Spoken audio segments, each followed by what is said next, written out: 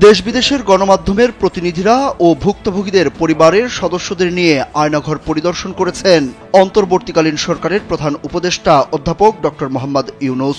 বুধবার দুপুরে ঢাকার কচুক্ষেতে ডিজিএফআই এবং উত্তরা ও আগারগাঁওয়ে র্যাবের আয়নাঘর পরিদর্শন করেন তারা।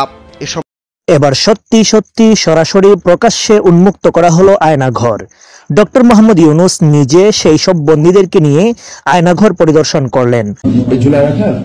স্বৈরাচারী হাসিনা 5ই আগস্ট ছাত্রদের দৌড়ানি খেয়ে সে ভারতে গিয়ে পালিয়েছে, কিন্তু যত বছর অর্থাৎ 15-16 বছর যে তিনি ক্ষমতায় ছিলেন, সেই 15 বছর ক্ষমতায় থেকে কি পরিমাণ মানুষকে নির্যাতন করেছে, আয়নাঘর নামক একটা জাহান্নাম বানিয়েছে। সেই জাহান্নামের মধ্যে মানুষদেরকে কিভাবে নির্যাতন করত, কিভাবে কোন ঘরের মধ্যে নিয়ে, আজকে আপনাদেরকে কয়েকটা ভিডিও ক্লিপ দেখাই। পুরো ভিডিওটি আল্লাহর রাস্তে পুরো ভিডিওটি দেখেন, দেখলে বুঝতে পারবেন কতটা পরিমাণ জালেম ছিল, মানে ফেরাউনের চাইতে বেশি নিকৃষ্ট ছিল এই জালেম। পুরো ভিডিও দেখেন তাহলে বুঝতে পারবেন। এবার সত্যি সত্যি সরাসরি প্রকাশ্যে উন্মুক্ত করা হলো আয়নাঘর। ডক্টর মোহাম্মদ ইউনূস নিজে সেই সব বন্দীদেরকে নিয়ে আয়নাঘর পরিদর্শন করলেন।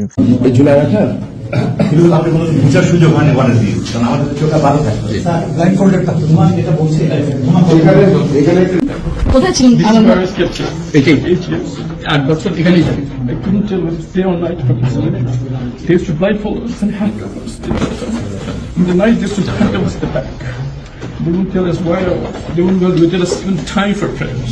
It felt like I was buried. They gave us the worst of that experience, and it continued for 8 years.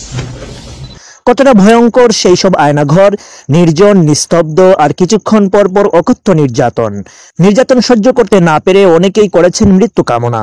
হায়, যদি মৃত্যু এসে যায় তবেই বেঁচে যায়। এই ভিডিওটি দেখুন। আয়নাঘর পরিদর্শনে প্রধান উপদেষ্টা, সাথে আছেন ব্যারিস্টার আরমান, যিনি প্রায় 8 বছর ছিলেন এই আয়নাঘরে। কি নির্মম অবস্থা! ব্যারিস্টার আরমানকে নিয়ে আয়নাঘর পরিদর্শনে গেলেন ডক্টর ইউনূস। এখানে 8 বছর বন্দী রাখা হয় মজলুম এই ব্যারিস্টারকে।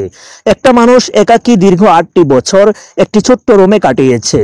নিয়মিত করা হতো অকথ্য নির্যাতন আর ধ্বংসাত্মক টর্চার, এবং সে জানত না তার শেষ পরিণতি কি হবে। ভাবতেই শরীর কাঁটা দিয়ে উঠে, কি ভয়াবহ ছিল সেই দিনগুলো। আর এই ভিডিওটি দেখুন। হুম্মাম কাদের চৌধুরী ও ব্রিগেডিয়ার আব্দুল্লাহিল আমান আজমি, আয়নাঘরে গুম হওয়া এই 2 ভুক্তভোগী। প্রধান উপদেষ্টা প্রফেসর মোহাম্মদ ইউনূসকে দেখাচ্ছিলেন কিভাবে শেখ হাসিনা নিরাপত্তা বাহিনী তাদেরকে বছরের পর বছর আয়নাঘরে নির্যাতন করেছিল। তিনি জানেন না তিনি কোথায় আছেন, তার পরিবারও জানে না এই মানুষটিকে কোথায় রাখা হয়েছে। সে কি এখনো বেঁচে আছে নাকি মৃত্যুবরণ করেছে। এভাবেই ঘুরে ঘুরে প্রধান উপদেষ্টাকে গোপন বন্দিশালা ও নির্যাতনের কেন্দ্র দেখাচ্ছিলেন তারা। আর এই ভিডিওটি দেখুন। উপদেষ্টা আসিফ মাহমুদকে যে ঘরে আটকে রাখা হয়েছিল সে ঘর তিনি চিনতে পেরেছেন। আয়নাঘরের একটুখানি দৃশ্য। গুমের শিকার অনেক ব্যক্তি যারা ফিরে আসতে পেরেছেন তারা বলেছেন এসব কিছুই না, আরো ভয়ঙ্কর ছিল আয়নাঘর। অনেকেই বলছেন এটি অরিজিনাল আয়নাঘরের প্রকৃত দৃশ্য নয়। 5 আগস্টের পরে সেনাপ্রধানের মাধ্যমে অনেক কিছু পরিমার্জন করা হয়েছে, অনেক প্রমাণ এবং আলামত নষ্ট করে দেওয়া হয়েছে, যেন ফ্যাসিস্ট হাসিনার অপকর্মের ইতিহাস মানুষ জানতে না পারে। এটি উত্তরায় র্যাবের গোপন বন্দিশালা ও টর্চার সেল আয়নাঘর। এই ভিডিওটি র্যাবের গোপন বন্দিশালা ও টর্চার সেলের। এই টর্চার সেলের অস্তিত্ব গোপন করার জন্য সামনে দেয়াল তৈরি করা হয়েছিল। গুমের শিকার ব্যক্তিদের বর্ণনা অনুযায়ী খোঁজ করতে করতে গুম কমিশনের সদস্যরা এটা খুঁজে পায়। পরে দেয়াল ভেঙে এইরকম কয়েকটি টর্চার সেল আবিষ্কার করা হয়েছে। এর মধ্যে কয়েকটি টর্চার সেল র্যাবের উপর যুক্তরাষ্ট্রের নিষেধাজ্ঞা জারির পর লুকিয়ে ফেলার জন্য দেয়াল তৈরি করা হয়েছিল, আর কয়েকটি সেল দেয়াল দিয়ে লুকানো হয়েছে 5 আগস্টের পর।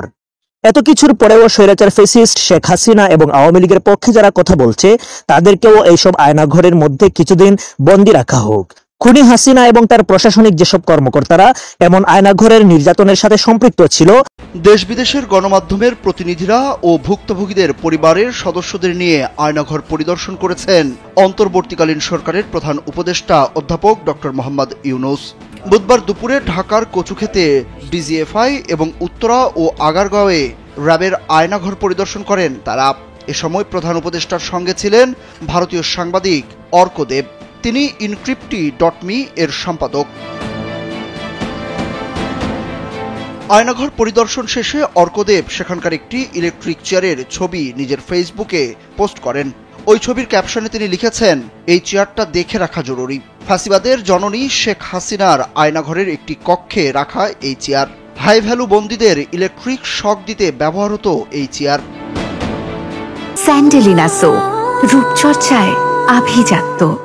পোস্টে তিনি আরও লিখেন, ডিজিএফআই এর কাউন্টার টেররিজম ইন্টেলিজেন্স ব্যুরো এই আয়নাঘরের দায়িত্বে ছিল।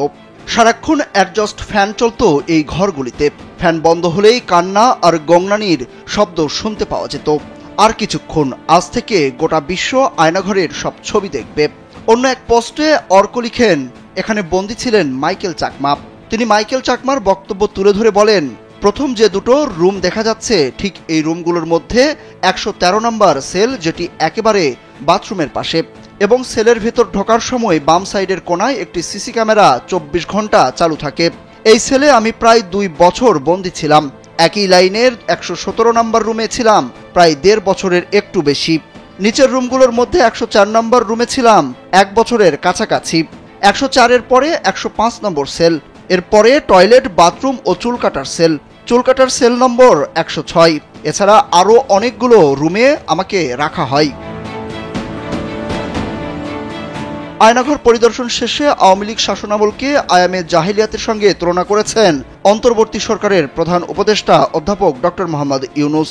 গুম কমিশনকে আয়নাঘর আবিষ্কারের জন্য ধন্যবাদ জানিয়ে ডক্টর ইউনুস বলেন, আয়ামে জাহিলিয়াত বলে একটা কথা আছে না, গত সরকার এই আয়ামে জাহিলিয়াতকে প্রতিষ্ঠিত করে গেছে। আপনারা পুরো ভিডিও ক্লিপটি দেখলেন। পুরো ভিডিও দেখার পর আপনার কি মনে হলো? যদি আপনার মধ্যে চুল পরিমাণ মনুষ্যত্ব থেকে থাকে, অবশ্যই আপনার মনের মধ্যে মায়া লাগবে যে না, কিভাবে পারে একটা মানুষ এরকম ভাবে জালিয়াতি করতে। চিন্তা করতে পারেন, এগুলো কি মানুষ? আপনার কি মনে হয় যে এরা মানুষ? আসলে মূলত ও জানোয়ার, ও কোনো মানুষ না, ও একটা আসলেই জালেম। ও জালেম না হলে এভাবে মানুষকে দিনের পর দিন, রাতকে রাত, বছরকে বছর কিভাবে মায়ের বুক থেকে কেড়ে নিয়ে তারপর কারেন্টে শর্ট দেয়, অন্ধকারের মধ্যে রেখে দেয়। আমার উচিত যত টাকা লাগে, যা করা লাগে তাই করে ভারত থেকে এই স্বৈরাচারী হাসিনাকে এনে তারপর তাকে ওই চেয়ারের মধ্যে বসিয়ে তারপর ওকে ইচ্ছা মতন মানুষের মনের আশা আকাঙ্ক্ষা কষ্টগুলো যদি ওর উপর ঢালতে পারতো।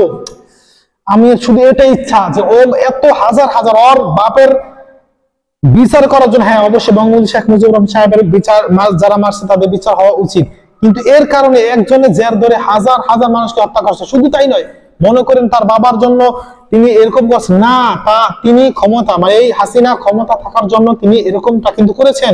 হ্যাঁ, ঠিকই করেছেন। তো বিচার হবে, বাংলা জমিনেই হবে, ওর বিচার খুব তাড়াতাড়ি হবে, ইনশাল্লাহ দেখতে পারবেন। তো আর কোনো কথা না, ভিডিওটি শেয়ার করে দিবেন। আল্লাহ হাফেজ।